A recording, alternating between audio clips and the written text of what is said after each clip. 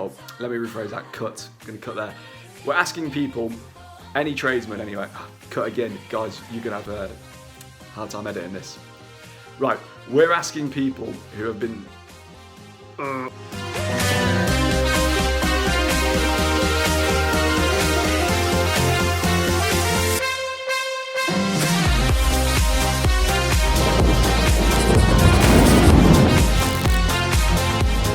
Hey Lee!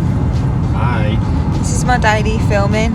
Yeah, you like a shooter now, aren't you? You've got a job as a videographer. Jamie texts me every day and tells me what content he wants. And I'll do it. I like it. It's giving me a job of the day. What have you done today? I've just been on calls this morning, and then I went on the Goat Live. Went to Aaron and Harry, which was nice. Nice to see their faces.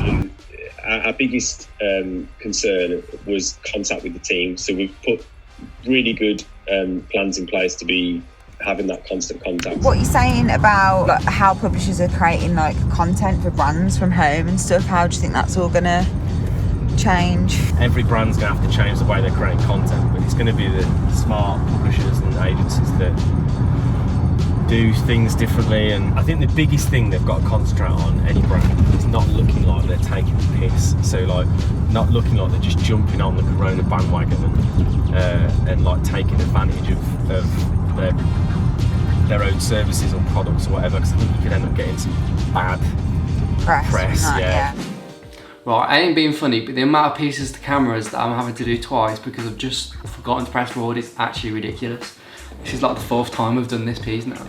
So we're talking today about how you can maximise your content. So it might be that you've got a 15-minute piece to camera. It might be an interview or a podcast, and it's all about how you can turn that 15-minute piece of content into 2 hours or 50 minutes of content spread across your platforms. And you don't want to be posting the same video on every single platform. For example, with On The Tools, a lot of the videos we do for our clients, we repurpose them and turn them into story campaigns, which is great because that means we have another touch point for the campaign. For the vlog, what we do is, say I am doing a video podcast with Lee. Lee's on a podcast.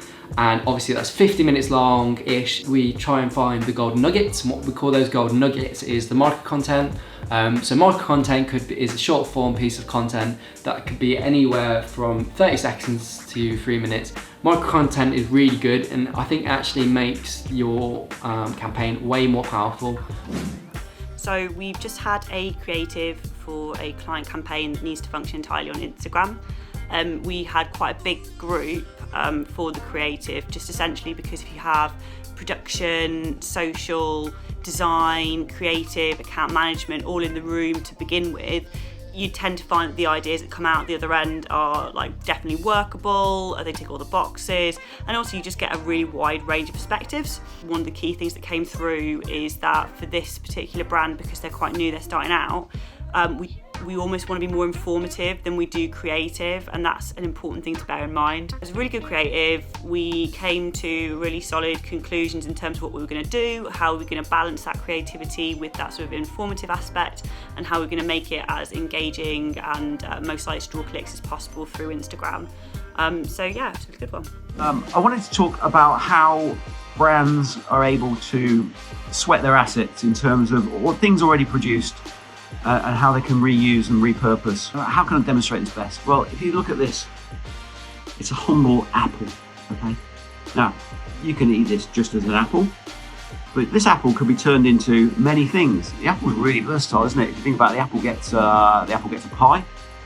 The apple, you can have apple strudel, apple crumble. Apple even sneaks onto a roast dinner plate in the form of apple sauce. At the moment, you really need to make the most of your content. A lot of the nation is self-isolating constantly, but that doesn't mean you can't get content out there and be creative with it.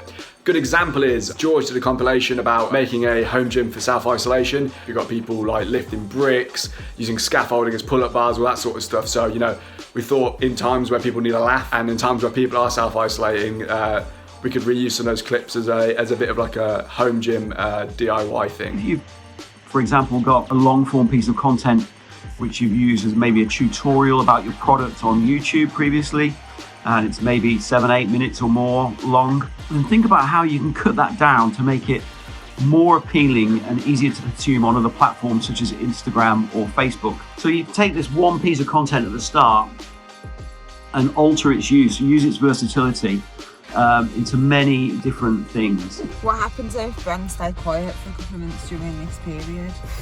I think brands are going to be remembered for how they acted in this period of time, so, not taking advantage of the situation and actually just trying to add value and help people is going to be where the brands win.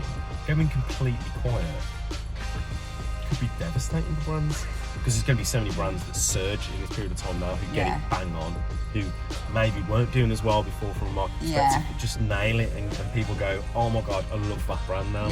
I think that's the opportunity, isn't it? But we'll see.